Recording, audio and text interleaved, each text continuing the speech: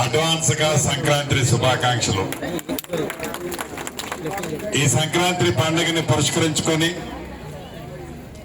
సిరి సంపదలతో అష్ట ఐశ్వర్యాలతో ఎప్పుడూ నవ్వుతూ ఆ పాల పొంగుల ఆ భగవంతుడు మీ కుటుంబాన్ని ఎప్పుడూ పొంగుకుంటూ ఉంచే విధంగా, ఆ పొంగులో మీ ఆనందాన్ని చూసే విధంగా ఆ భగవంతుడు మీ కుటుంబాలను చల్లగా చూడాలని మనస్ఫూర్తిగా మీ సీనన్నగా, మీ ఇంటి పెద్ద కొడుకుగా మీ అందరినీ ఆశీర్వదిస్తున్నాను, దీవిస్తున్నాను, మనస్ఫూర్తిగా కోరుకుంటున్నాను. చాలా సంతోషం.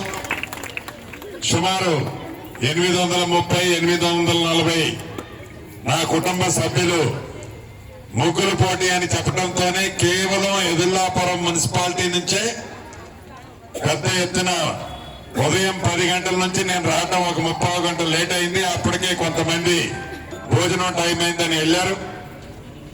ఈ 830-840 ముగ్గులు ఒకదాని నుంచే చూసుకుంటూ వెళ్తుంటే ఒకదానికి మించి ఒకటి, ఒకదాన్ని మించి అందంగా మరొకటి, ఆ కాన్సెప్ట్స్, ఆ విధి విధానాలు, వారి మనసులో ఏమి తెలియజేయాలని ఉన్నది, ఈ ప్రభుత్వం చేస్తున్న సంక్షేమ కార్యక్రమాలు, భద్రత విషయంలో, రక్షణ విషయంలో, రైతన్నకి భరోసా విషయంలో, ఆడబిడ్డలకి రక్షణ ఇచ్చే విషయంలో, ఇలా అనేక కాన్సెప్ట్లు.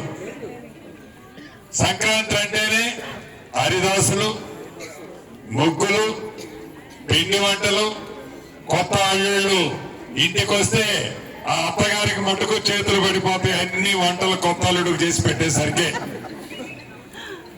ఇలా సంక్రాంతి ఆడబిడ్డలకి పని ఎక్కువైనా చెమట కారుతున్నా ఆ చెమట కారే దాంట్లోనే ఆనందం, ఆ బాధ గాని, అయ్యో నేను ఇంత కష్టపడ్డాను, అయ్యో నాకు ఇంత కష్టం నేను చేస్తున్నాననే బాధ కంటే కూడా ఆ ఆడబిడ్డ ముఖంలో ఆనందం కనిపిస్తుంటది, ఆ తోబట్టు ముఖంలో.